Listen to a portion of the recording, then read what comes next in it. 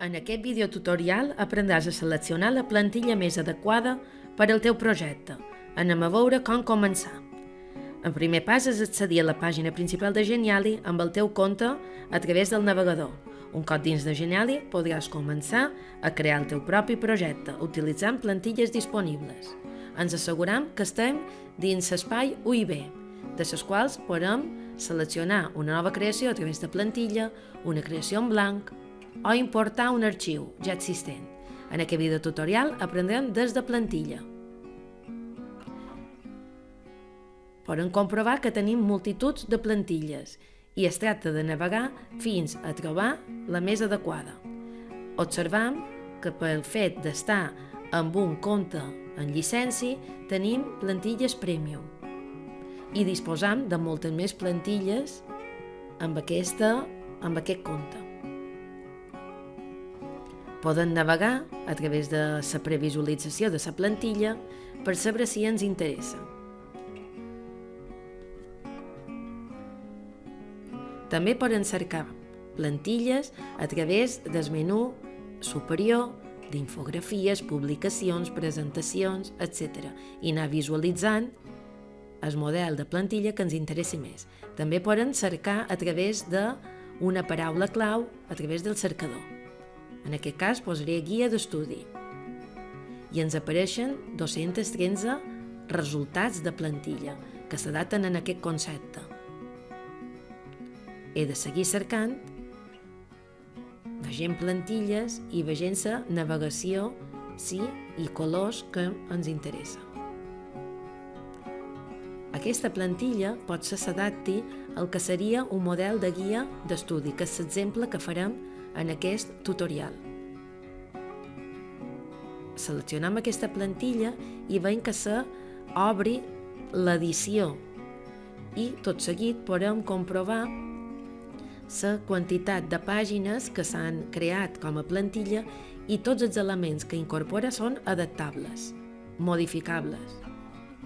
En aquest cas modificaré el menú superior afegint les 5 paraules claus que tindrà aquesta presentació, 5 diapositives per explicar professorat, continguts, metodologia, activitats i avaluació. Cada una d'aquests enllaços tindrà la seva corresponent pàgina. Com veiem, hi ha multitud de pàgines que puc canviar d'ordre, reubicar a l'ordre que necessiti i anar canviant el nom de cada diapositiva per localitzar millor el contingut de què tracta. Totes les pàgines que no necessiti les puc borrar. Puc borrar una amb una o també puc seleccionar més d'una a la vegada.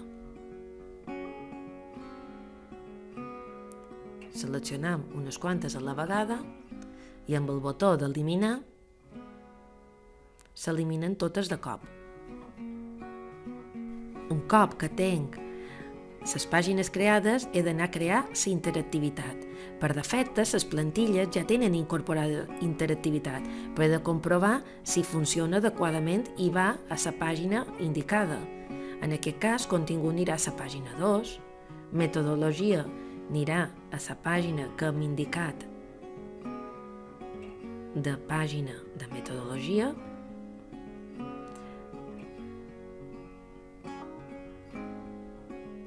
crearem la interactivitat de cada un dels elements del menú superior, dirigint a la pàgina corresponent.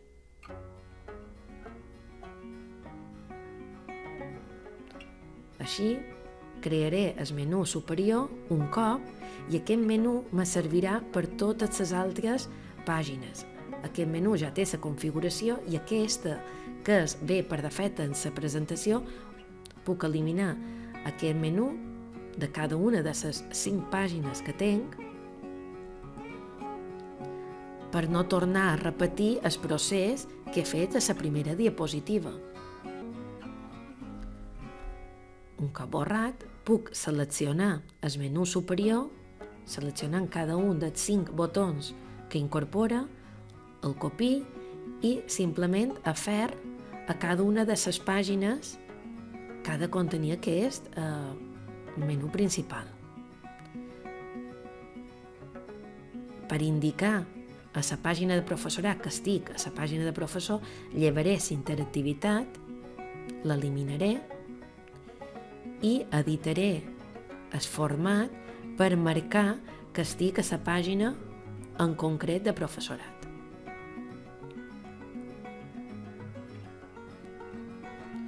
Aquest procediment també el puc fer a cada una de les restants pàgines.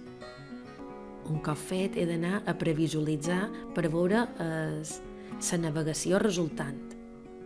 D'aquesta manera, estic en mode previsualització per veure si funciona correctament i, editant, puc continuar editant la plantilla i cada una de les pàgines requeriran incorporar contingut personalitzat cada una de les pàgines que incorpora aquesta plantilla.